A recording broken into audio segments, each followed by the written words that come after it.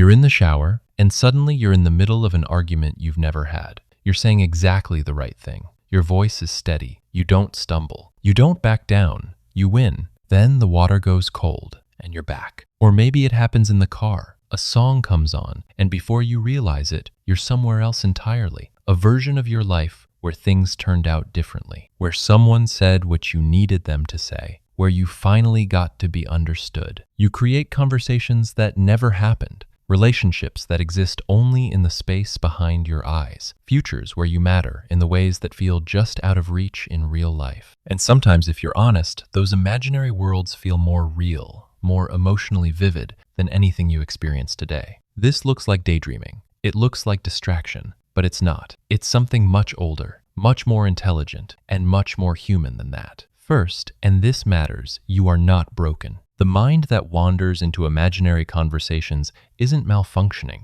It isn't weak. It isn't childish or embarrassing or something you should be ashamed of in the quiet moments when you catch yourself doing it again. Your brain is doing something it was built to do. It is searching for safety, for rehearsal, for the emotional experiences it needs and hasn't found yet in the world outside. The imagination didn't betray you. It stepped in when something else fell short. That's not a flaw. That's the mind doing its job in the only way it knows how right now. The first thing to understand is that the brain doesn't distinguish cleanly between what is real and what is vividly imagined. When you picture a confrontation and feel your chest tighten, that tension is real. When you imagine someone finally telling you they're proud of you and your eyes sting a little, that emotion is real. The scenario is fictional. The feeling it produces is not. This is why fake scenarios become so compelling. They don't just pass the time. They deliver actual emotional experiences, relief, validation, power, love, without requiring the terrifying vulnerability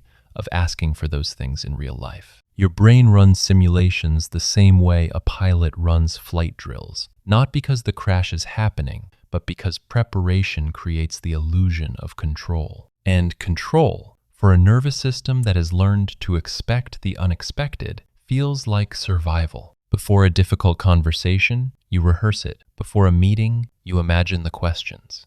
Before you let someone close, you run through every way it could go wrong. This is not paranoia. This is a nervous system that learned, somewhere along the way, that the world requires readiness. Your brain thinks preparation can prevent pain, and for a long time, maybe it did. Some people don't talk to others all day, and yet they have entire conversations in their head. This is one of the quieter truths about loneliness, not the loud kind, but the kind where you're surrounded by people and still feel emotionally invisible. When real relationships don't provide the connection the mind is hungry for, the imagination doesn't shut down. It builds its own. Fake arguments where you finally say what you actually meant. Fake interviews where someone asks you about your life and genuinely listens. Fake romantic moments, not necessarily dramatic ones, just tender ones. Someone who notices you, someone who stays. These aren't delusions. They're the mind's attempt to meet a need that reality hasn't met. Connection doesn't stop being a need just because it's difficult to find. The brain reaches for it wherever it can. And if the real world feels emotionally unsafe, the imaginary world will do instead. The imaginary world becomes addictive when the real world stops feeling emotionally safe. But here's the part nobody tells you. It isn't just about what's missing. It's also about what the brain is protecting you from having to want. Because wanting something real means risking real rejection. It means saying out loud, I need this. I need to feel understood. I need someone to see me. And that kind of openness, that kind of exposure can feel unbearable to someone who has learned that emotional needs are burdens or weaknesses or things that get used against you. So the imagination offers a workaround. You can have the feeling without the risk. You can be loved without being vulnerable. You can win the argument without the relationship going cold. You can be important without anyone having to confirm it. The mind creates worlds when reality feels emotionally unbearable, not because you're escaping, because you're surviving. There's a pattern some people recognize, but rarely name: the pacing, the music that becomes a soundtrack for an entirely invented life. Hours passing while the body stands in one room and the mind lives in another. An emotional attachment to characters and scenarios that only exist inside scenarios that feel somehow more understood than anything outside. This isn't laziness, it isn't immaturity. For some people, these imaginary worlds are the only place where they have ever truly felt safe. The only space where they are never misunderstood, never dismissed, never too much or not enough. They control the outcome there. They are finally the one who matters. That kind of sanctuary, even an imaginary one, is not something the mind gives up easily. And why would it? It was built in response to a world that, at some point, didn't feel safe enough to need things from. The experience shifts with age. A teenager imagining romantic scenarios is rehearsing intimacy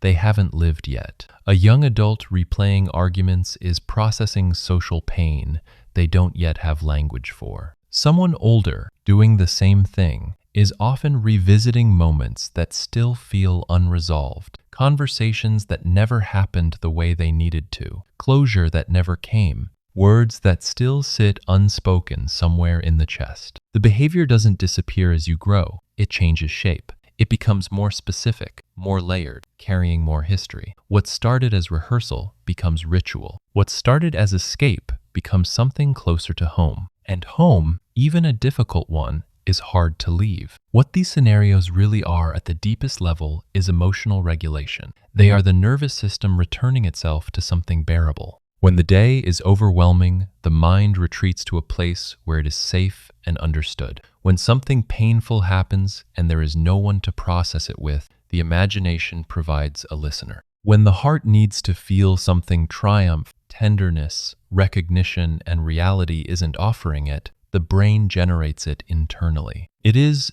in its own way, the mind wrapping itself in something warm, a blanket it's stitched together from need and longing and the quiet hope that somewhere, somehow, the version of life playing out behind closed eyes might one day find its way into the open. Sometimes people imagine love because imagining it hurts less than needing it.